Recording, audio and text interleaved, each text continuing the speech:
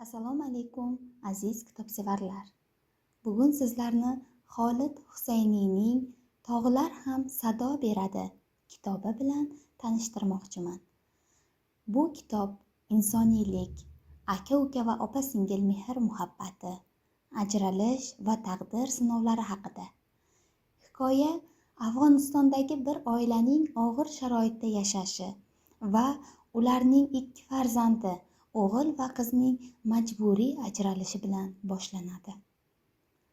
Opa-singil ajralib ketadi, lekin yillar o'tib ularni taqdir yana turli yo'llar bilan bog'laydi. Bu kitobdan siz qanday saboq olasiz? Inson hayoti oson emas, lekin unda mehr va kechirimning ahamiyati cheksizdir. Har bir insonning yuragida ajralgan bo'lak bor va uni topish uchun harakat qilish kerak.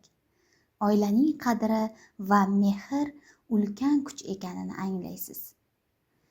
Kitobning foydasi sizni sabrli va bardoshli bo'lishga undaydi. Hayotingizda yaqinlaringizni qadrlashga chaqiradi. O'z ustingizda ishlash va ichki tinchlikka erishishga yordam beradi.